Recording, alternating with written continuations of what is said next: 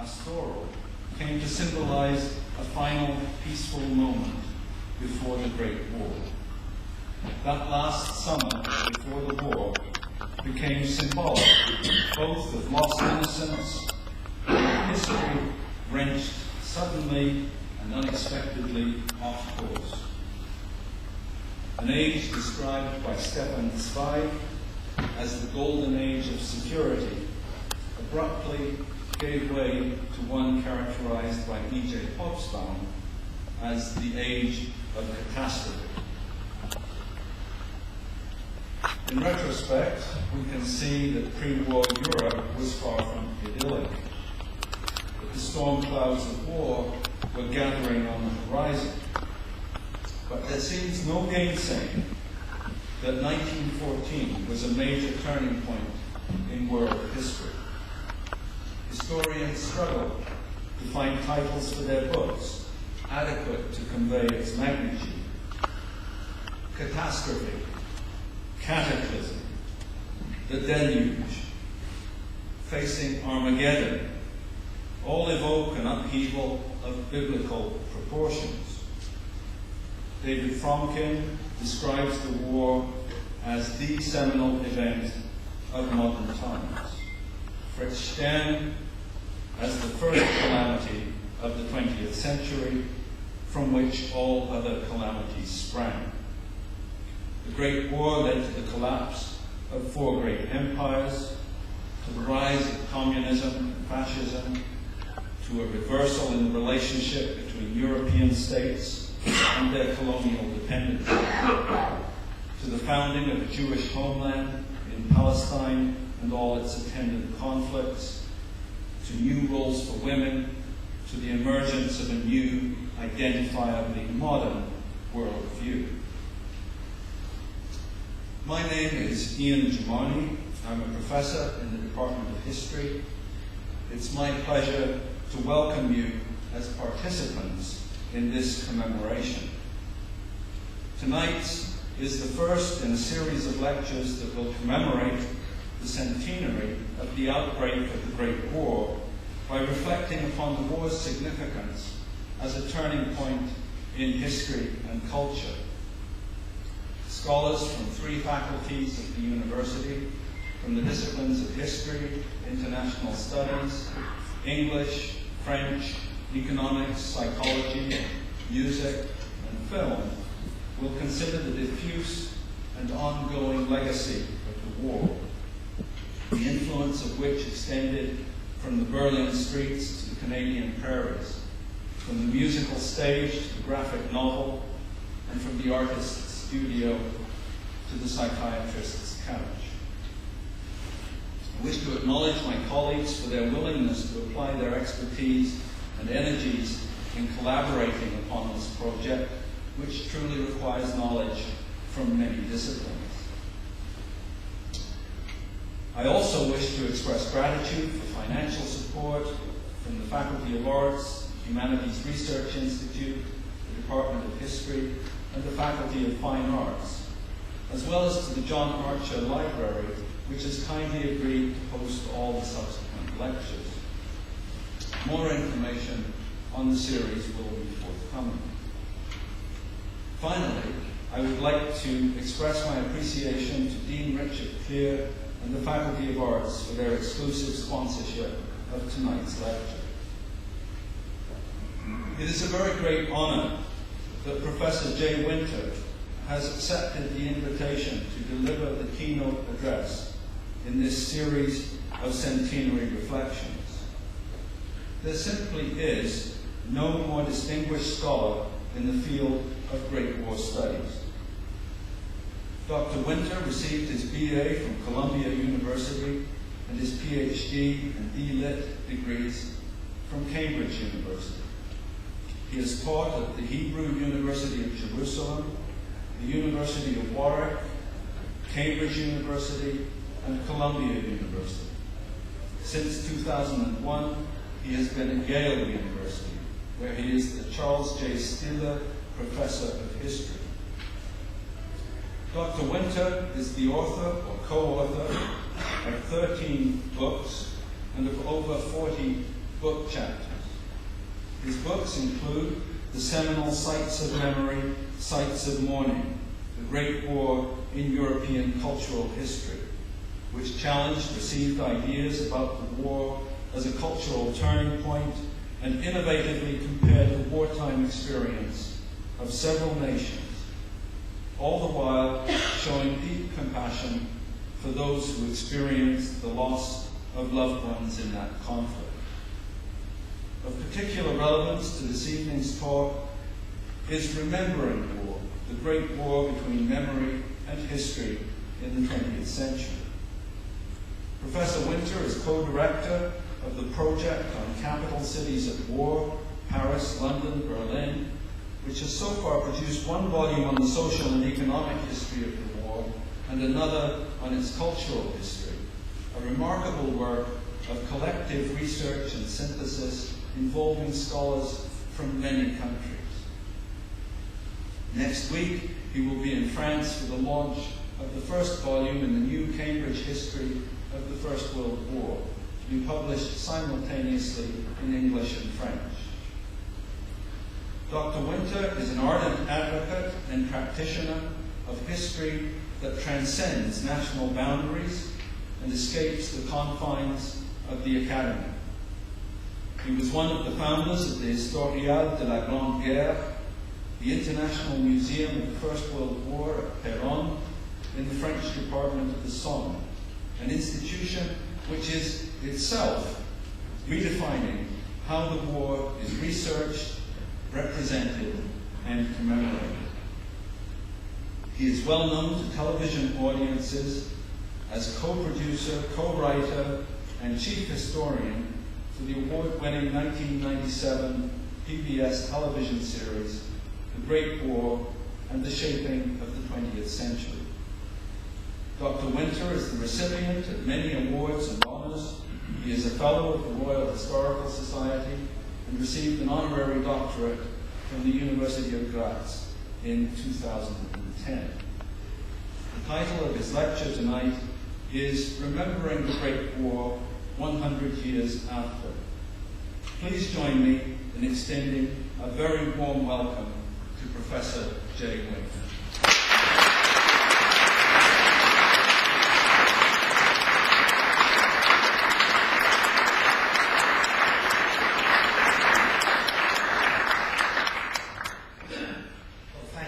Very much for that generous introduction. Thank you all for coming this evening. The subject of remembering the Great War is simply too big for any one individual to do justice to it. And over the next 4 or 5 years, that simple truth that the size and the scope of the subject defies individual consideration leads me to a view that this is really a matter of collective history. And I hope you take my remarks today as part of a conversation about how we link the moment when mass violence, legitimated by nation states and empires, crossed and inextricably became bound together with family history, how that simple fact of mass violence and family history affects perhaps all of us in this room. I know my family history was inflected in ways no one could have imagined. And I'm sure there are others in this room in the same position. Now, we are in a commemorative season, and I've been on a French presidential commission on how to commemorate the Great War 100 years on, in which every conceivable possibility, I think, has been aired. And yet, in some ways, every single one of them that I've heard about, this ubiquity of commemorative gestures planned over the last 5 years, every one of them hides a predicament, a question that dates from the 1914-18 conflict. The question is this: is it possible to honor the men who died in war without glorifying war itself? Seems a simple question, but one with a very difficult answer. I believe that it is possible. Indeed, I believe it is essential to honor the between 9 and 10 million men who died by presenting a narrative of the Great War which spares no effort in showing the horrors of 50 months of industrial slaughter. The war was the first cinematic war, and soldiers themselves produced literally millions of photographs, not for the purpose of publication in the press or for propaganda, but for their own albums, which exist in attics and in family homes all over the world. Using the visual documents the war left in its wake, we can see and feel the meaning of the claim of the distinguished diplomat and historian George Kennan that the Great War was the war catastrophe of the 20th century, the disaster which set in motion, if not all, then most of the violent events of our times. I will go one step further. Seeing war, in my view, has consequences. Commemorating war has consequences. In my view, war remembrance, now in the season of the centenary of the outbreak of the Great War, is and must be a kind of pacifist project. The challenge we face then is to honor those who die in war without honoring war itself. And I want to suggest a number of ways out of this dilemma. These do not exhaust the possibilities, but open up the discussion. The first way is to recognize the yawning gap between the ordinary decencies of the men who went to war, like Edward Thomas, and the blindness, the stubborn persistence in old and impossible ideas of the men who led them into a kind of battle they had never seen before. A kind of battle they could not control. Their errors, their blindness, their arrogance in some case, their criminal incompetence in others, sentenced millions of men to torment, mutilation, and death. Industrialized war simply cannot be controlled. It can be endured. 50 years after I started to study the Great War, I still feel a shiver of cognitive dissonance when I speak about it. How can we understand so much suffering for so little gain? The poignancy of much war remembrance, of commemoration of the Great War 100 years after, derives from the simple reflection that nothing justified the horrors of that war. And remembering the Great War must move us for this reason alone. Now, one instance of this widely shared response to the tragedy of the 1914-18 war is a song written by the American poet Laurie Barth and set to the music of French composer Philippe Ramby for the 2005 film Joyeux Noël, directed by Christian Carillon. I played this song and these words in China recently and found that the audiences were shocked that the Great War carried such an extraordinary message. I want to play the song for you this evening and put the lyrics on the screen. The song and the video accompanying it will be on the two screens on the left and right, and I will try to keep pace with the choir of Salisbury Cathedral who sing the song of it. It will not surprise you that the song was chosen for the 90th commemoration of the Battle of Vimy Ridge. It has been played here before, and it catches the poignancy and I think the predicament of the question, how do we honor those who died in war without honoring war itself? It was also selected for the 1998 British Armed Forces tribute to the men who died in the Great War and played in the Imperial War Museum, where the same choir you're about to hear performed it. Here it is.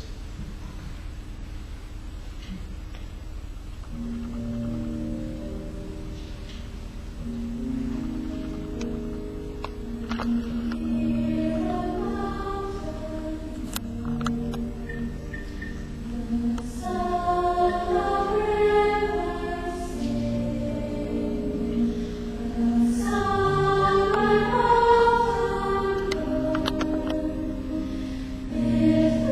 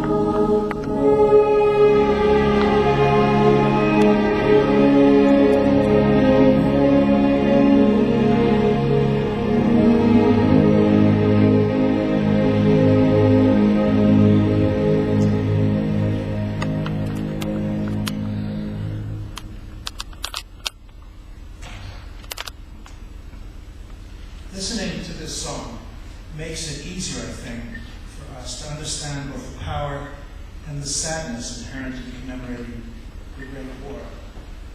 On the presidential committee in Paris, on which I sit, I go through hundreds of projects on the local level about how to commemorate the centenary of the war.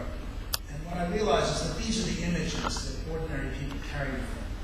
They brought from their grandparents and transmitted to their grandchildren. That the history of the Great War is primarily family history. And secondly, that these images are so strong, which is why I've shared them with you today, that what we historians write only makes a very slight difference in the way in which millions of people feel the significance of the Great War. We historians are swimming in an extraordinary current, which I call the memory boom. We don't create it. We can understand it and contribute to it. And it is in that spirit that I want to offer you these remarks this evening about how to commemorate the war. The first point that is abundantly clear, and you've used it entirely in our deliberations in Paris about the European dimension of the story, is the word celebrating simply won't do. It has too much a taste as of ashes. The word remembering is difficult too, now that the last of the 70 million men who fought in the war has died. Commemorating is right. Acknowledgements, active knowledge, recognition, recognition, rethinking a catastrophic moment in world history. That is our challenge in this centennial system.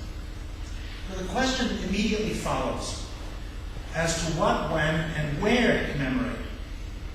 Let me try to deal with these questions in terms of what I would like to term the degeneration of the war. Because the war of 1914 was much worse than anyone who went into it in August of that year imagined it to be. The First World War was born only at the end of 1914, when the immediate clash of arms produced a stalemate and created an industrial siege 1,000,000 times more terrible than that of the Iliad. I use the word degeneration to describe the effects of industrial warfare on the way in which war was fought. And the first facet of this degeneration was the obliteration of the distinction between military and civilian targets, not as an accidental matter, but as a strategy of war. Civilians were targeted in the First World War from the very first days of conflict. The 19th century norm that non-combatants were out of the line of fire did not survive the German invasion of Belgium and northern France. We know from the researches of colleagues John Horn and Alan Kramer that atrocities, that is to say the use of civilian hostages and the attack on civilian housing, these atrocities were built into German war plans, which simply could not traverse the most densely packed population in Europe, in Belgium and northern France, and meet a strict timetable of 42 days advance, not 1 second more, without killing and maiming civilians and responding to perceived, though unreal, resistance by what they termed Schrecklichkeit, or the armed, or if you will, the iron fist. For decades, German observers and others presented these charges as pure propaganda, and now we know that they were true. One of the reasons why initial reports of the Holocaust and the Second World War were disbelieved was because German atrocities in 1914 were defined as propaganda. That was not the case. The atrocities did occur in both wars. Both on the Eastern Front and on the Western Front, 1914 gave birth to one of the iconic figures of the 20th century behind me, the refugee, the man or woman, elderly or in infancy, traversing Europe to get out of the way of the armies. This is a photograph that was taken by an Austrian physician on the Eastern Front in Bohemia in Ukraine. And everyone I've shown it to is immediately convinced that this is an image of the Second World War. Perhaps out of Roman Vishniak or some of those great collectors. No, it's the First World War which brought the image of the refugee as the icon of the 20th century to our attention. This is in itself, of course, not at all new, but the magnitude of the refugee flow was unprecedented. The best way to understand the Great War is to talk about thresholds. That is to say, the level of industrialized violence passed the threshold beyond human experience. And once passed, the application of that violence to everyone within the societies at war was a real possibility. What matters was that many of these people who tried to get out of the way became the targets of both sides. And in the case of the Russian retreat of 1915, after their initial advance in Eastern Europe, these people became the target of their own armies. Retreating after a major defeat, the Tsar's soldiers killed between 250,000 and 300,000 Galician Jews. The victims termed this catastrophe the Drita Korban, or the third disaster of the magnitude of the destruction twice of Solomon's Temple in Jerusalem. John Reed, later the chronicler of the Russian Revolution, brought this story home to readers on both sides of the Atlantic. A new continent was born in 1915, felicitously termed refugeedom, that place where refugees go. We don't have a home for them still to this day, but in 1915, millions, perhaps estimates run as high as 20% of the entire population of European Russia was on the move in 1915, and they stayed that way. That instability is at the core of the story of the Russian Revolution. What is refugeedom? Peter Gatrell at the University of Manchester says it's a place where there are no laws and survival depends on the whim or the generosity of more fortunate people. It is what the political philosopher Agamben talks about their life. Gatrell shows the profound earthquake, the literal destabilization of the Russian Empire through massive population displacement from the very first months of the conflict and continuing on until the Bolshevik Revolution in 1917. Now, remembering 1915 requires us to move the story one step further towards catastrophe. If refugees were men and women largely without protection, what protection was there for those living as despised minorities in multi-ethnic empires engaged in the fight for their lives? After 1914, every country tried subversion of their imperial enemies through appeals to disgruntled minorities. There were German arms deposited on the Irish coast in the United Kingdom. Of course, this was all wrapped up by British intelligence, but nonetheless, the effort to stimulate a revolution in Ireland was certainly tried by the Germans. The Czechs in Austria-Hungary were cultivated by the British. The great Czech leader, Edvard Beneš, who later became foreign minister and president in the tragic years of Czechoslovakia, had an office in London for the creation of the Czech Republic and therefore the subversion of the Austro-Hungarian army. The Russians sent Lenin in a sealed train right across Germany from Switzerland to Scandinavia and then across to the Finland station to make trouble for the Russian Empire. He certainly succeeded in that. And finally, the story that we should make as part of our commemoration of the Great War, an essential element, is what happened in the Ottoman Empire to the Armenians. Now, this is an example of part of the tragedy of refugeedom, that is to say, of families with all of their paltry possessions. Here's a Jewish man on the left saying the morning prayer in front of his family, moving to God knows where. And I think one of the most interesting things to realize is that this was a strange world to the German and Austrian soldiers who occupied it. A very poor world, a world that had certain, what I would call, colonial aspects to it. These were people of another race. And according to recent research, between 3 and 4 million German soldiers who later came back to this terrain during the period of the Second World War had their first exposure to Austria, to the vast populations of very poor Jewish people in the First World War, preparing the ground for what happened later. Here's the arrival of Belgian refugees in North Wales. on the 10th of October 1914. It wasn't just in Eastern Europe. 1 out of every 8 Belgian left the country as soon as war was declared. That's 1 million people. They went north to the Netherlands, they went south to France, they went across the English Channel to England. They were stuck there in circumstances that initially were synthetic. That is to say, the locals did everything they possibly could. But, you know, like most visitors, refugees stay where it's thin after a while. It became very, very difficult to sustain populations of this kind. Humanitarian goodwill lasted only for a short period of time, and then the burdens of war took over. Now, the second thing that happened in 1915 is an extraordinary development in the introduction of chemical weapons.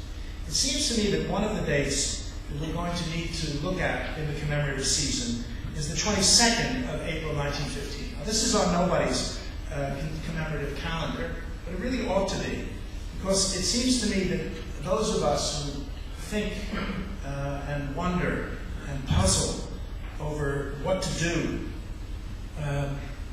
over the question of the use of poison gas in Syria are rehearsing the argument that started in the First World War.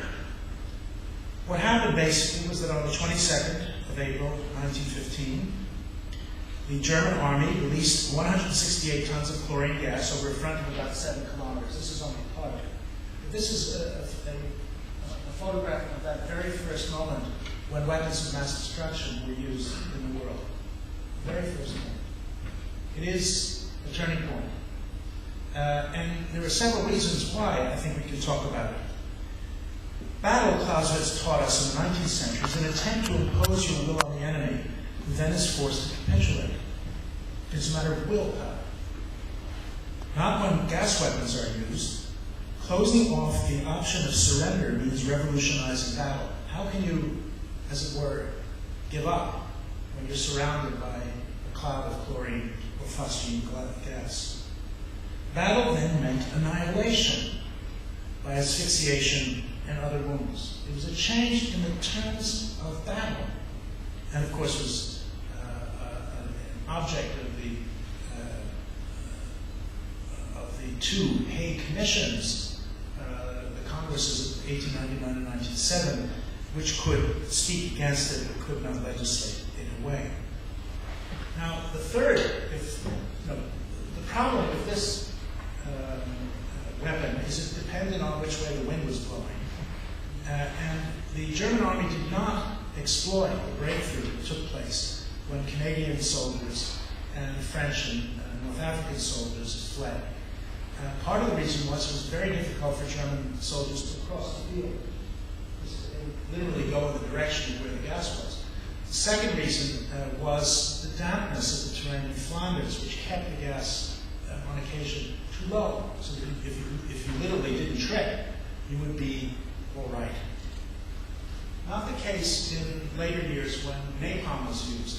Napalm was not just an asphyxiant, it was also a weapon that created enormous sores on the skin of an individual who was exposed to it.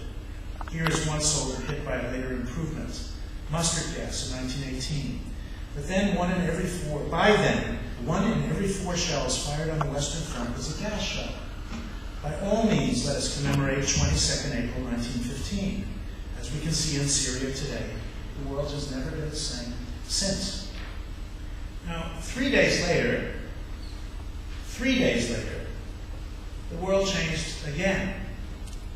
And this brings us back to the Armenian genocide. The word is one that was invented only later by the Polish lawyer Raphael Lemkin. But he invented the word genocide initially to describe what happened in Armenia. Now, the quarrel between ethnic Turks and Ottomans had been simmering for years, and periodic eruptions of anti-Armenian violence had raised more than a doubt in the minds of the triumvirate that ruled Turkey in 1915 as to the loyalty of the 2 million Armenians who had lived in the Ottoman Empire for centuries. Some Armenians fought with the Russian army in the Caucasus in 1914, where the Turkish army suffered a severe defeat.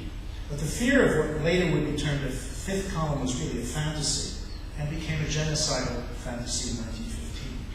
What total war did, and I'll just use that term, describe that term later, it's war that totalizes the resources of societies. Total war never happens, but it's like Zeno's paradox. You get closer and closer to it, the more industrialization draws the resources of the whole world into the battlefield. But what total war does is to make it possible, thinkable, imaginable, to take a chronic sore and to finish it. To finish the problem, not just to change and challenge the nature of the relationship between Turks and Armenians, but to finish the conflict. And it is this that Hitler took from the Armenian genocide, that it was possible to take a chronic ethnic problem and finish it. The First World War made genocide possible. In my view, without the First World War, without what happened not only in Armenia, but also on the battlefronts of the Western Front, Auschwitz would never have happened. No Verdun, no Auschwitz. Now the date 25 April 1915 is a turning point here.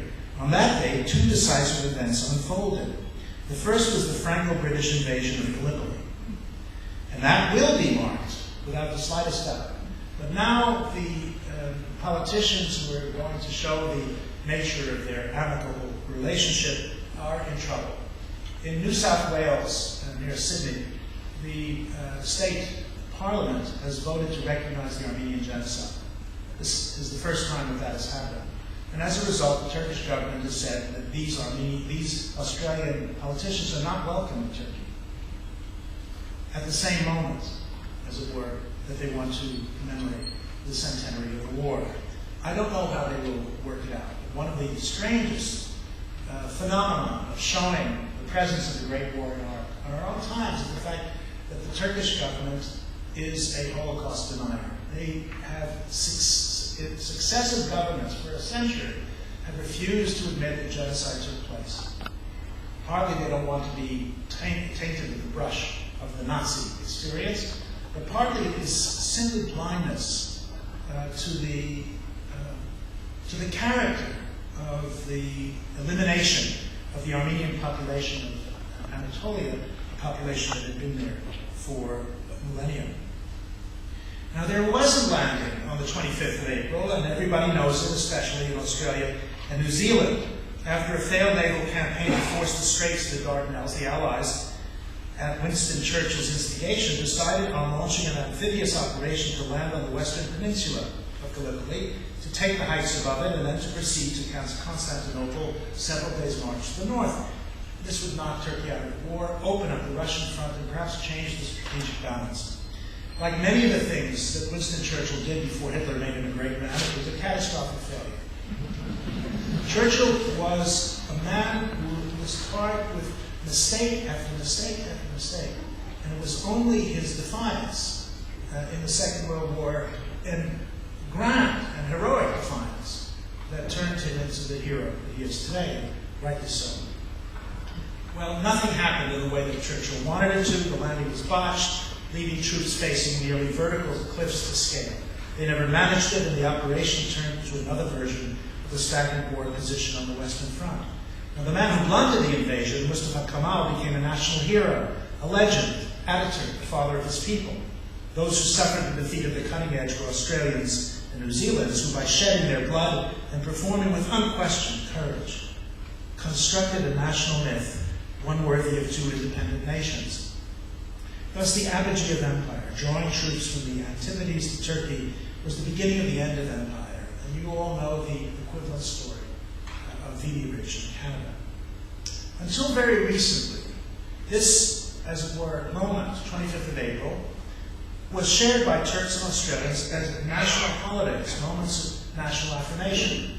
I'm going to Turkey for that 100th anniversary as an outsider between the two. Perhaps I can say something that makes sense to both. But the one thing I will not do is to deny that genocide took place in Armenia, and they know it.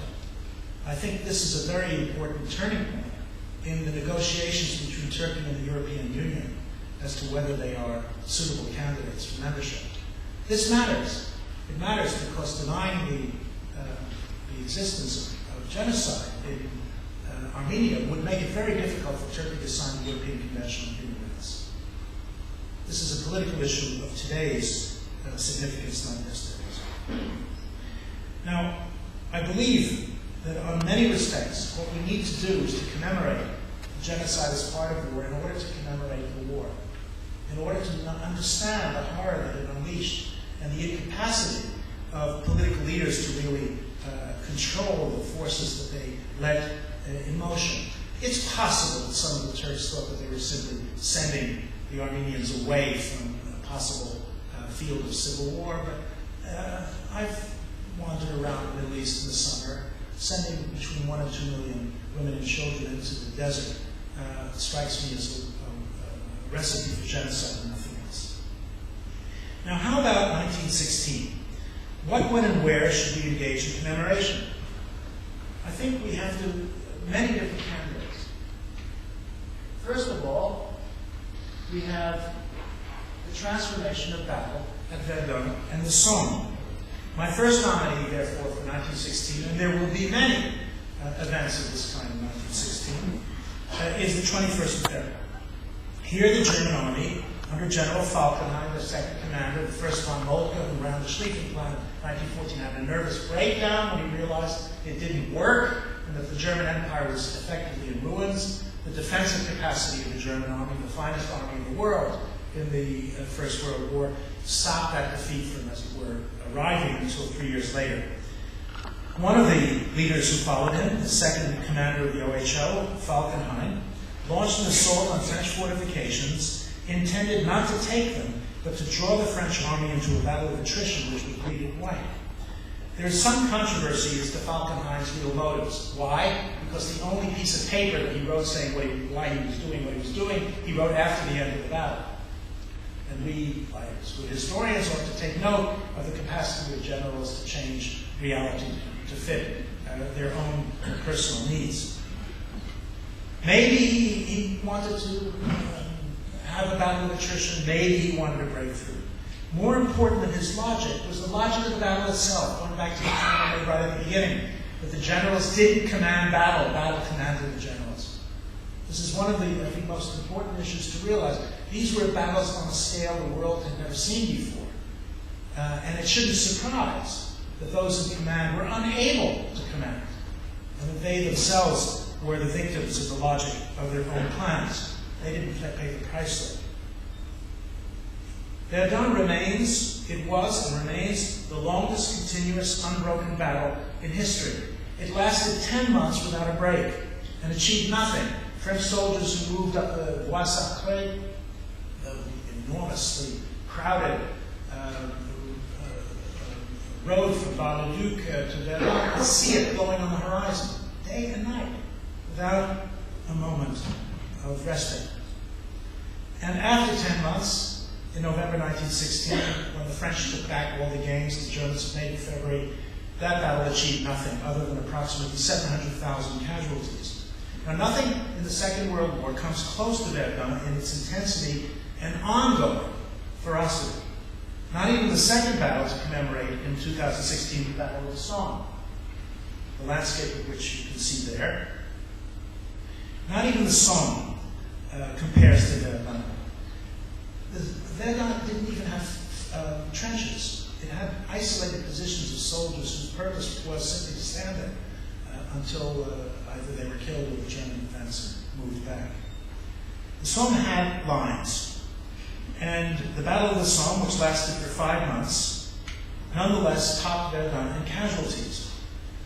Of course, estimates of casualties are always subject to imprecision and frequently to lies, but whatever the final toll of life and limb on the Somme, it was well above 1 million men. It was a battle the world had never seen before. That is a moment to commemorate the 1st of July 2016 is it. Now, part of the purpose of understanding the, as it were, the elegiac sense that the brief film I showed you at the beginning has brought to millions of people who are both fascinated and horrified by the history of the First World Wars is that it created images that the world had never seen before. It's the prehistory of surrealism. There were images. This is a German soldier's body in a tree. This one is half a horse in a tree. I give you these as only, as it were, light versions of the photographic horror you find in the First World War. It's that what war looked like was just like everything else, and unlike anything else the soldiers had ever seen before. And I think in many respects what we have to appreciate is that the battlefield, the battlefields of the First World War, on the Western Front in particular, resembled the dark side of the moon. They were simply landscapes that were visually impossible to describe. And in many respects, this is one of the reasons why commemoration has to observe silence. Silence is a very powerful language of commemoration. There are some scenes which simply defy language, and understanding the battlefield is one of them. What about commemoration in 1917? There are two moments linked in 1917 which deserve commemoration, and this is irrelevant. I don't think it matters two roots that the Soviet Empire collapsed and the Soviet Union is long gone. The two moments that changed the world in 1917 were the March Revolution of 1917, and the second was the November Revolution of 1917. Using the earlier calendar, you can talk about February and October. But the important point is that in the initial revolution, propelled initially by a women's strike in Petrograd on International Women's Day, unrest grew to the point that the Tsar abdicated. But then the new government, the provisional government, made a fatal decision to continue the war. After a futile offensive on 1 July, which turned into a rout 2 weeks later, support for the provisional government slowly evaporated. In late October or November, the Bolsheviks overthrew the provisional government and then proceeded to withdraw from the war. The date of 25 October, or in the old calendar, or 7 November in the new one, will be commemorated. But not because of the birth of communism, but because of the end of the war.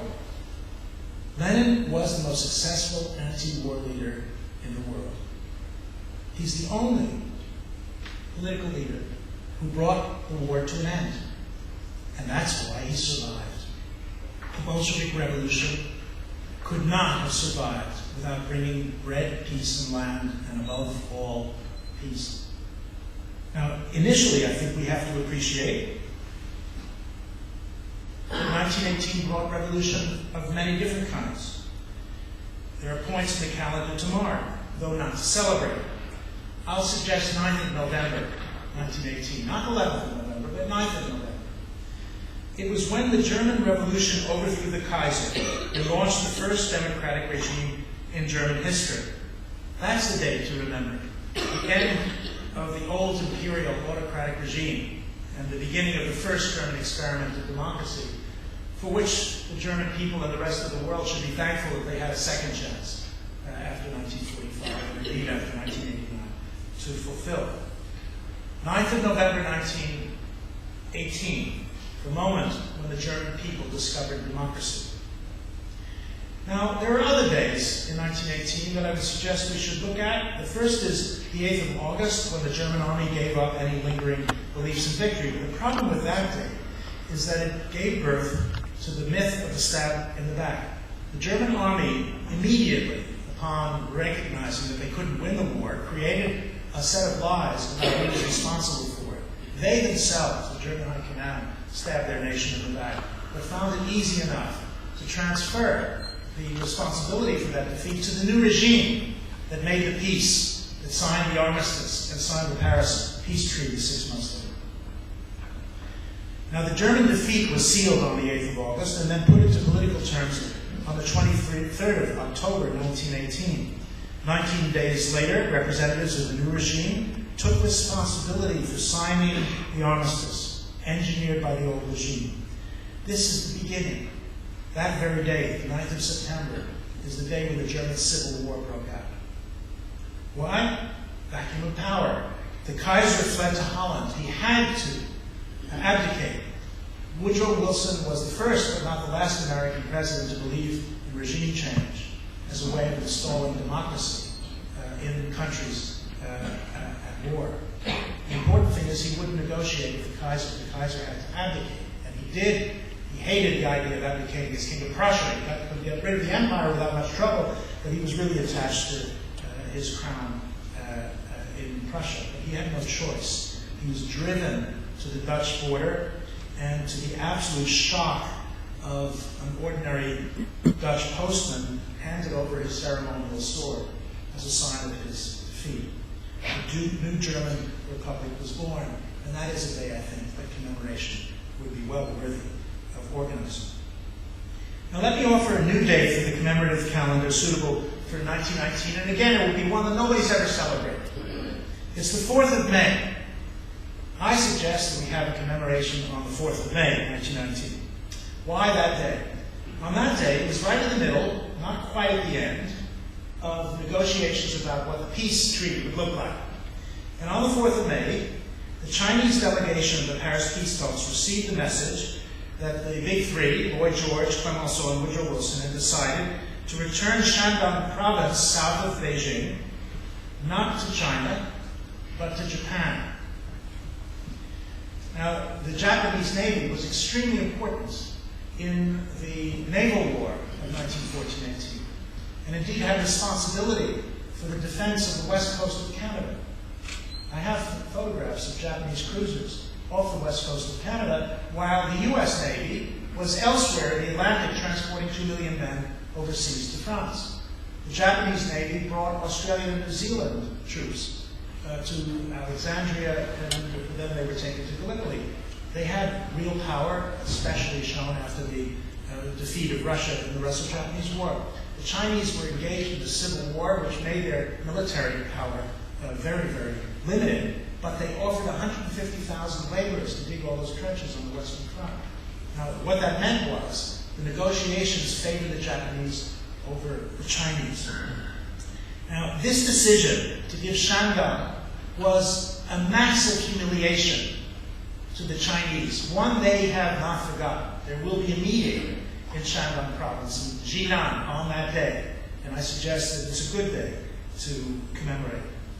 This exposure of the hypocrisy of the Allied commitment to self-determination was a reward for the contribution of Japan. Clearly, China couldn't claim such military or naval power. So when Wellington Koo, one of the Chinese delegates in Paris, cabled home on the 4th of May, the decision of the Allies, he didn't receive an answer for 4 days. The reason was that Chinese troops, on hearing of the decision, burned down the telegraph office and much else in Beijing besides. Then they went on to their university compound and formed what they call the 4th of May movement, out of which the Chinese Communist Party emerged. What a day to mark. The day that Woodrow Wilson and his allies did their bit to create the Chinese Communist Party. You want to see the transformation of the geopolitical structure of the world? Celebrate the 4th of May. Not as a moment of war, but as a moment of the chaos that the war brought in its wake. Now, the reason why that date should be commemorated is that it heralded another feature of the war we need to recognize. That is, this is a war which did not have an end. As I just noted, most people think that 11th of November is the day the guns stopped. Not so.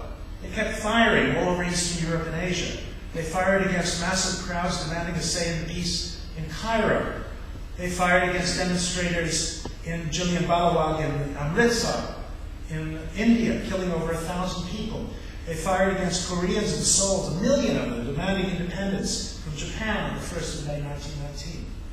They fired too all over the Anatolian Peninsula, where Mustafa Kemal Ataturk led a refashioned Turkish army, defeated in the war, to liberate its territory from occupying British and French forces, who left, and against Greek forces who fled together with over 1 million long-term Greek residents of the Ottoman Empire. This is the, as it were, sign of the immediate end of the war. It's the beginning of the European Civil War between Bolshevism and National Socialism, born almost immediately after the end of the conflict. And what's intriguing about these two posters is that they drew upon elements of wartime propaganda and simply changed the enemy. Instead of the Allies being responsible for the blood of the world, it was the Bolsheviks being responsible for the blood of the world. And instead of fighting against those who wanted to take your homeland from the West, now is the time to join the Freikorps, the paramilitary troops, and to prevent those from the East from taking your home. Here's an example as well of what the Japanese were doing to show their power and their place within the international order. There was intervention in Russia to stop the Russian Revolution in 1919.